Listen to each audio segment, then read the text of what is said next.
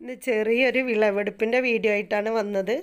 ഇത് നമ്മുടെ തൊടിയിലുള്ള ഒരു കുഞ്ഞ് സ്റ്റാർ ഫ്രൂട്ടിൻ്റെ ഒരു മരമാണ് കേട്ടോ. അതിൽ നിറയെ കായ പിടിച്ചിട്ടുണ്ട്. ഇപ്പോൾ ഒരു 6 മാസത്തോളമായിട്ട് ഇത് നിൽക്കാതെ കായ്ക്കുന്നുണ്ട് കേട്ടോ. ഇതിൻ്റെ ഫ്രൂട്ട് ഒരിക്കലും കായ നിൽക്കില്ല എന്നാണ് തോന്നുന്നത്. കാരണം നമ്മളൊരു ഫ്ലവർ ഇട്ട് കഴിഞ്ഞ് പിന്നെ ആ ഫ്രൂട്ടായി അടുത്ത കമ്പിൽ അതേപോലെ ഫ്ലവർ വരുന്നുണ്ട് കേട്ടോ.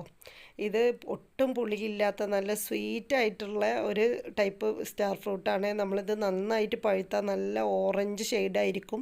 ഇപ്പോൾ ഇടയ്ക്കുള്ള ഒരു മഴയും ആ ഒരു വെയിലൊക്കെ കൊണ്ട് തന്നെ നന്നായിട്ട് ഇത് ഫ്രൂട്ടും കിട്ടിയിട്ടുണ്ട്. യാതൊരു പരിചരണവും ഇതിന് ഞാൻ കൊടുക്കുന്നില്ല കേട്ടോ. എങ്കിലും നല്ല കായാണ് ഇത് നമുക്ക് തരുന്നത്. നല്ല രുചിയാണ്. ഇതെനിക്ക് ബ്ലോക്കിൽ നിന്ന് കിട്ടിയ ഒരു തൈയായിരുന്നു.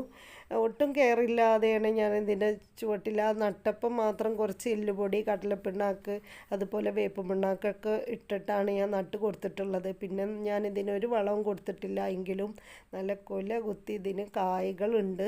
നല്ല രുചിയാണ്. ജ്യൂസൊക്കെ അടിച്ച് കുടിക്കാനൊക്കെ നല്ല ടേസ്റ്റാണ് കേട്ടോ.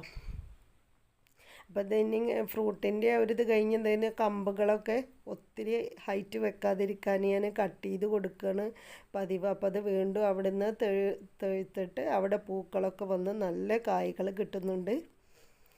അപ്പോൾ നിങ്ങൾ സ്റ്റാർ ഫ്രൂട്ട് വീട്ടിൽ വാങ്ങി വെക്കുകയാണെങ്കിൽ സ്വീറ്റ് ആയിട്ടുള്ളത് നോക്കി വാങ്ങിക്കണം കേട്ടോ. അതാവുമ്പോൾ കുട്ടികൾക്കും നമുക്ക് വലിയവർക്കൊക്കെ കഴിച്ചുകൊണ്ടിരിക്കാൻ നല്ല ടേസ്റ്റാണ്. അച്ചാർ ഇടാനൊക്കെ ഇതിൻ്റെ പച്ചാറത്തിട്ട് അച്ചാറൊക്കെ ഇടാം, ഉപ്പിലിടാം, ചമ്മന്തി അരക്കാം, എല്ലാ തരം ഉപയോഗങ്ങളും ഉണ്ട് കേട്ടോ. നമ്മളൊരു മാങ്ങ ഉപയോഗിക്കുന്ന അതേ രീതിയിൽ ഇത് ഉപയോഗിക്കാം. അപ്പോൾ നമ്മുടെ പറമ്പിൽ ഇതുപോലെ